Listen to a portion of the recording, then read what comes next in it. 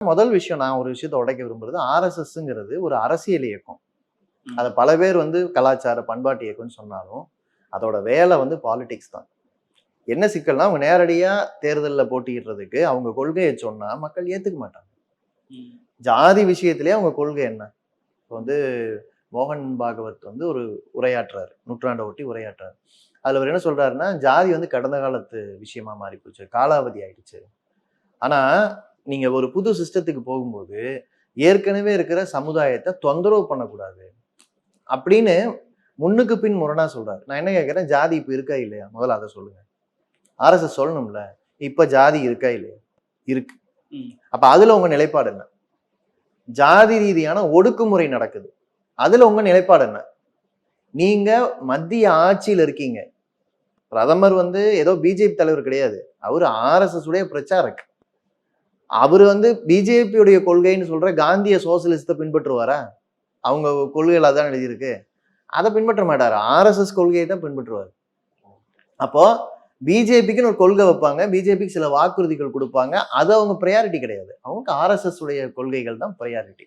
அப்ப அந்த ப்ரையாரிட்டியில பிரதமருடைய தலைமையில் இருக்கிற ஒரு அரசு, இப்ப ஆணவ கொலை சட்டம் தமிழ்நாட்டில எல்லாம் நம்ம திராவிட இயக்கத்தை பார்த்தே கேட்கிறோம்.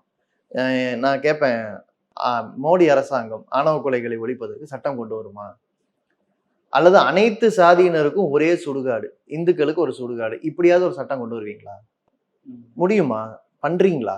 வன்கொடுமைகளை ஒழிச்சு தலித் மக்களுக்கு பாதுகாப்பு கொடுக்கிற விதத்துல, பட்டியல் சாதிகளுக்கு பாதுகாப்பு கொடுக்கிற விதத்துல சட்டம் கொண்டு வருவீங்களா?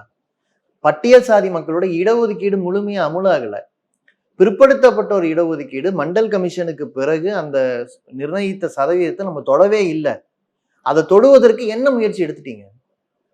இப்ப இது எதையுமே செய்யாதப்ப திடீர்னு நாங்க ஜாதியை ஒழிக்கிறோம். அதை விட கொடுமை, அனைத்து சாதியினரும் அர்ச்சகராகத்தான் நாங்க நிக்கிறோங்கிறது.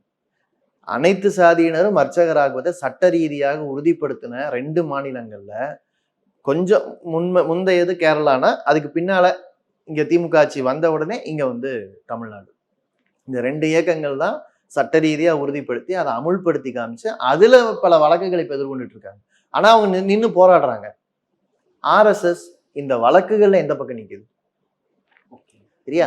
இப்போ ஆர்எஸ்எஸ் உடைய உண்மையான கொள்கை என்னன்னு பாத்தீங்கன்னா, அதுக்கும் இவங்க பேசுறதுக்கும் எந்த தொடர்பும் இல்லைங்கிறதும் தெரியும். ஜாதியை நிலைநாட்டுவதுதான் அவங்களோட கொள்கை. நான் இதை ஓப்பனா சொல்லுவேன். அவங்க எழுதியிருக்காங்க. ஆமாமா, அவங்களுடைய அடிப்படையான நூல்கள்.